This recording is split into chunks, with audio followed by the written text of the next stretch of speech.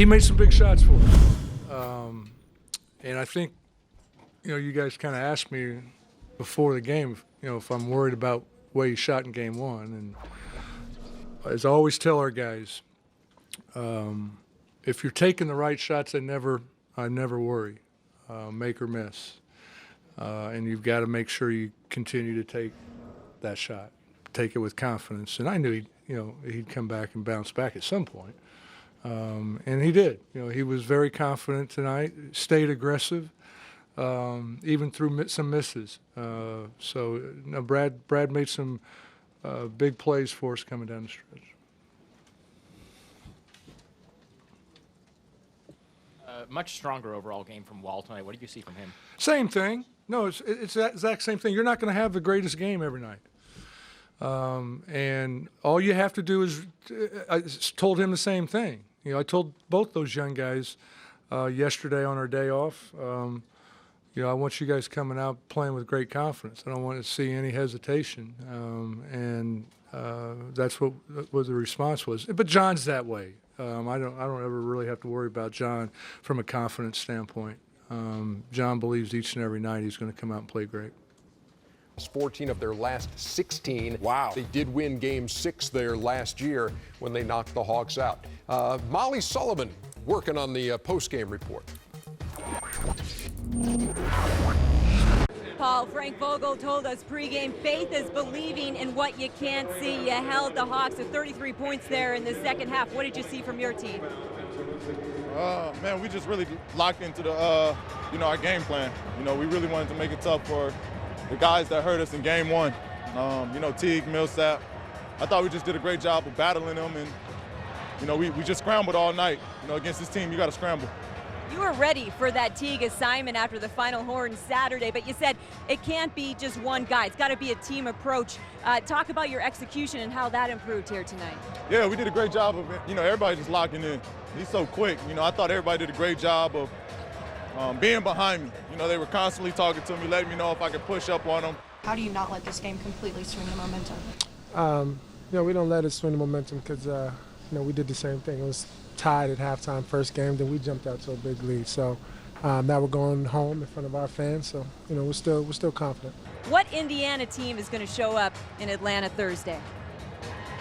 The one tonight. We played like the one seed. That's what we got to do. We got to remember who we are. For you, what was going through your mind as you approached the free throw line to try those free throws that could have sent it to overtime? It was going through my mind. I was going to knock them down. I just unfortunately wasn't able to do that. Can you talk about the fourth quarter? You had the 10-point lead and they started chipping away. You guys weren't able to score points at that point. Was it their defense or just the offense wasn't clicking at that point? Well, you got to give them credit. Did a good job. We were able to force overtime and then, got off to a slow start in overtime and were able to crawl our way back into it. Just, this one hurts.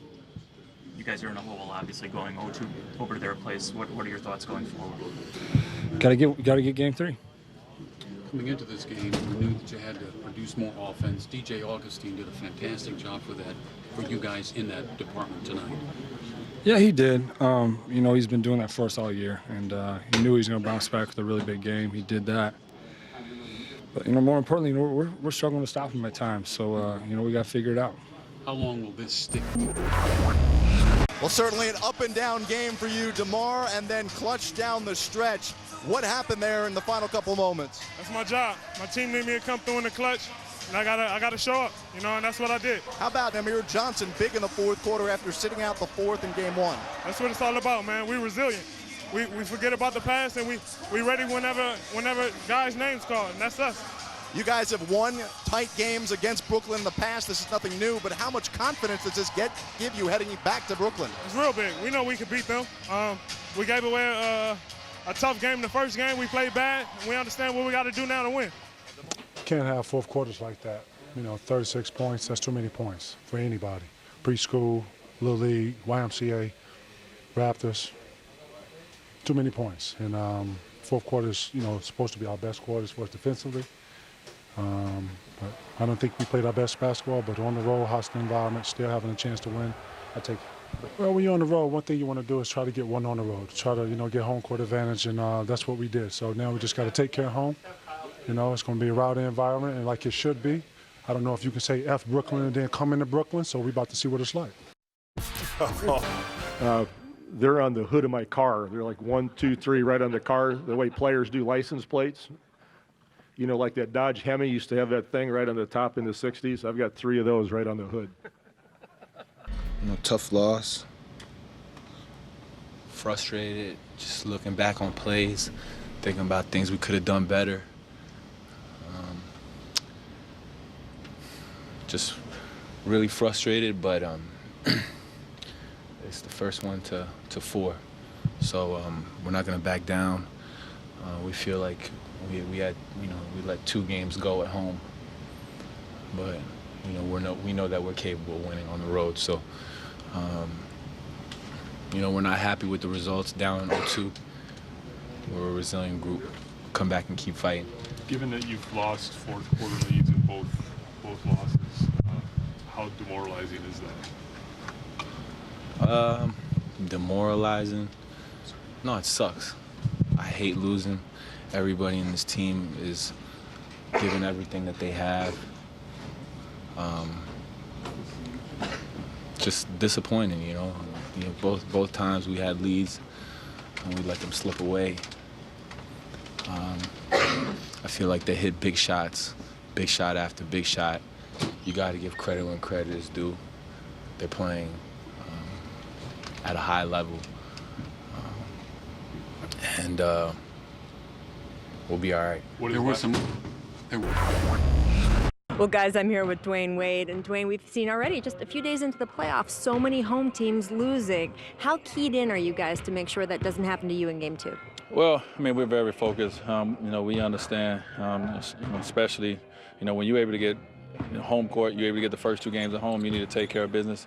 One thing you have seen around the NBA is that, it's equal, and, it's a good team. So, having home court is is always good to have, especially if you go in 7 games, but it doesn't guarantee anything at all. Now, Charlotte's Al Jefferson has a rip in the plantar fascia of his foot, but he says he is still going to play. Knowing he's going to be hobbled, though, how does that change the way you guys attack? It does change the way we attack. We're an attack team. They're a very good defensive team. They pack the paint. They're going to continue to do that. But, we always on attack. That's the nature of this team. And I think the biggest thing for us is understanding that hobbled or not, he's a threat down low. He can score the basketball, so we got to be very aware of him.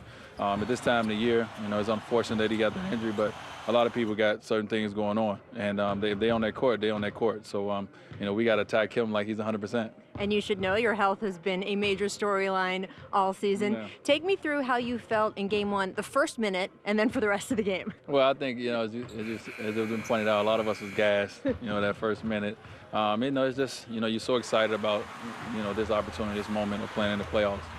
You get a little too pumped, and so we was all a little winded. But after that first time out, we kind of settled in a little bit, and we was able to play, good basketball from that point on.